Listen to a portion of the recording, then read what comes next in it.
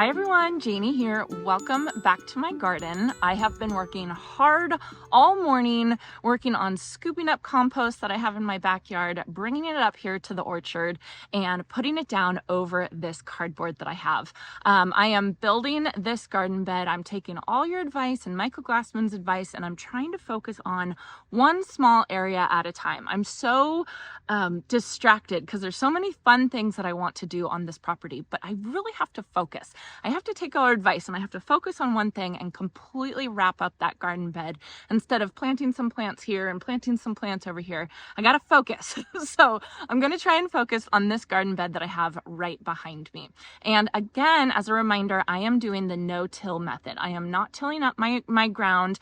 I am laying cardboard over it and then putting a couple inches of compost on top of that and wetting down each layer. And then I'm going to plant directly into that. And yes, I am going to have to cut some holes in the cardboard and dig down just a little bit, but not too far because I do have a couple of inches of compost laying down on this cardboard. Ooh, I've made myself a little rainbow. Okay, so this is the garden bed that I have been working on this morning. This is in my orchard. It has a layer of cardboard underneath all this compost and then just a couple inches of compost on top of that cardboard. And you can see I am watering it in right now, trying to get the compost all soaked.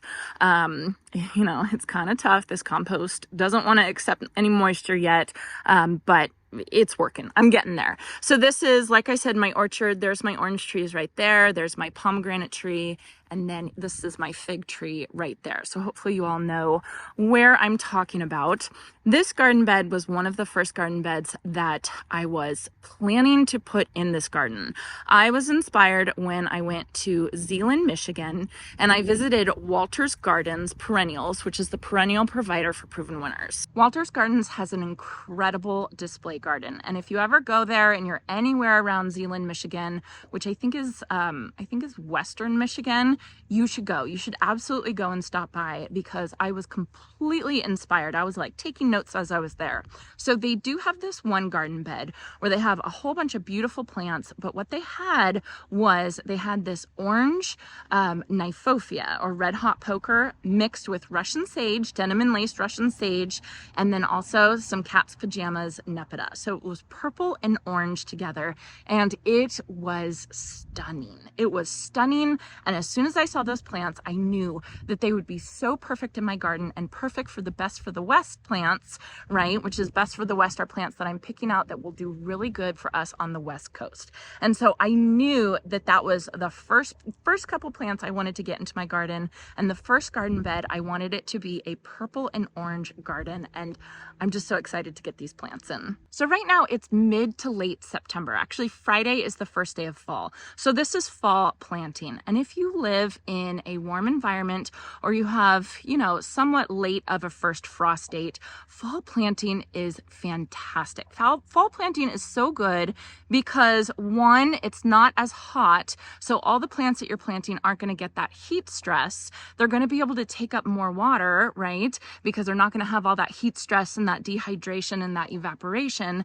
And then plus, they're not going to put all their energy into producing foliage and producing blooms. They're going to kind of go to sleep for the winter, and all their energy can go into developing a really beautiful root system. So by the time spring comes around and it starts to warm back up, these plants are going to have a gorgeous developed root system, and they're going to be so much better because of that. Next spring, they're going to be bigger, they're going to be healthier, they're going to be more robust, and they're going to bloom more. So first plant I have to show you all is this one right here. This is Pyromania Orange Blaze Nyphophia, or red hot poker. And these are very common around my area in California. I see them everywhere, and I never really fell in love with these until I went to Walter's Gardens and I saw them in their display gardens, and they were so beautiful. I can't even tell you. Around all the other perennials, these just stood out, and it really made me appreciate them, right? It really made me appreciate what they were, and then the fact that they grow so well for us out here in the West. I knew I had to plant these in my Best for the West garden. They are zones 5 through 9. They like full sun. They can handle drier conditions, but when they're blooming, they do like a little bit of water, so you do want to irrigate these. They get about 2.5 feet tall and 2 feet wide. Proven Winners says they bloom in summer, early, mid to late summer. But I mean, I'm almost positive I've seen these blooming around town in like February. So I'm going to be watching these, and I'm going to be seeing how they bloom. There's some new blooms right there. I'm going to see how they do for me. I mean, of course, the first year is kind of iffy, but in the next couple years, I want to see exactly in this prime condition of, you know, the West Coast, the dry and the hot, you know, climate that we have. I have a feeling I'm going to get these to bloom a little bit longer than Proven Winners says. And what you can do is you can come in the spring and you can trim all the dead leaves. I could come in here and I could groom all of these if I wanted to. Like, it's the end of the season, so you can see that some of them are starting to get tired, but I'm just going to leave it because I think it'll give it a little bit more protection as frost comes. And with new plants, you know, you want to give them a lot of protection, you know, and kind of baby them a little bit. Okay, the next plant I have to plant, I'm kind of pushing the boundaries a little bit because Proven Winner says this plant is zones 3 through 8, and I'm a zone 9B. So I'm kind of pushing it, but I really, really do think that this is a good plant for our area out here in the West, and that is Cat's Pajamas Nepeta, otherwise known as Catmint. Look at that beautiful flush of purple blooms. So this gets about 1.5 foot wide, 1 foot tall. It likes low to average moisture, which is what we have. It likes full sun and heat, which is what we have. There's so many places that grow catmint around where I live. I grew catmint in my last garden, and it grew beautifully. It was gorgeous. So I really do think that, you know, saying zones 3 to 8, maybe that meant kind of in the south, it can't handle the humidity and the heat. Well, we have dry and heat, and I really do think that this plant is going to do well for me. Let's watch. Let's see how it does. You know, I could be totally eating my words later, but I really, really do think that this plant is going to be fabulous here. And I think it's going to be beautiful. I'm going to have the purple blooms mixed with the the orange of the Nyphophia, and I just think it's going to be gorgeous. Finally, the last plant I'm going to plant, this one is going to go in the back. This is Denim and Lace Russian Sage, and I'm sure a lot of you have heard of this one. These are kind of at the end of their season, but you can see a little bit of new growth right there. These like full sun, zones 4 through 9, they get 2.5 feet tall and 3 feet wide. So pretty similar to the height of the Nyphophia, but they're just bigger. And I think they're going to do really well behind the Nyphophia, which is how Walter's Gardens had it. These guys like dry to average soil as well. And you want to prune the foliage in early spring. I have to be careful with these because I get a rash when I touch these, when my arms touch these. So I think when I plant these, I'm going to put on a sweatshirt, which is going to be torture. But I think that that's just what I need to do to plant them. I mean, what you got to do for planting. But they're another plant that just is key for our dry heat out here. And I think that, again, the purple of the catmint and the orange of the Nyphophia is going to be gorgeous. And I have a helper today. Jeffrey, don't get in the compost. That's going to be a mess.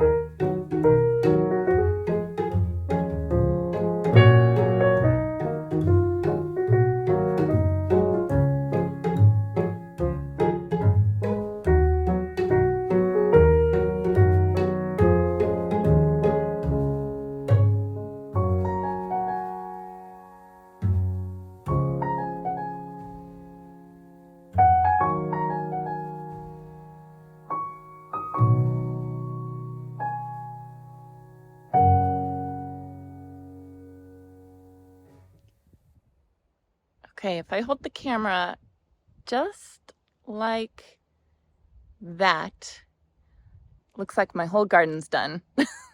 Instead, I just have a bed done. Well, almost done, almost done. I'm pretty happy with how it turned out. I think it looks good. And remember, this is the end of the season for these plants. They are going to sleep. They're done. So they're going to sleep all winter long. They're going to develop their root system. Then in the spring, they're going to pop back and they're going to look better than ever.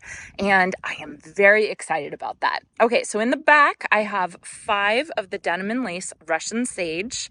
And then right in front of that, I have another swoop of the orange blaze nyphophia. You can see I do have a bloom right there. And then another kind of line of the cat's pajamas nepeta or catmint. And that kind of comes around here. Sorry about the wind. I hope you all can hear me. And then I have kind of this opening space right here. And I think what I'm going to do is I think I want to put the Helen von Stein lambs here because that's going to kind of bring in the silveriness of the Russian sage. And I think I need a little bit of silver right here. I think that will be really pretty. So anyway, my walkway is going to come here. Oh, you can see my shadow. It's going to come all the way around here and then go all the way around and around the fig tree. So this curve right here kind of follows along my planned pathway, and I think it looks really good. Now, one thing I didn't anticipate was all the room I was going to have right there. I thought that these were going to take up way more space than they actually did. And I actually took out a tape measure and measured how far I need to space them out. So this spacing is perfect. I'm very proud of myself because normally I don't pay attention to stuff like that. But that gave me this whole space right here. So I got to put something big right there. And I don't know what it's going to be, but I'm thinking I want it to be orange because then it can be the orange and purple bed, right? So we can do orange, purple denim and lace, orange nyphophia, and then purple cat's pajamas. So I gotta kind of look and see what I have in the backyard, and then maybe even wait till spring. I don't know. I gotta think about it. Okay, so that's gonna be it for today's video. I'm pretty proud of what I actually got done today.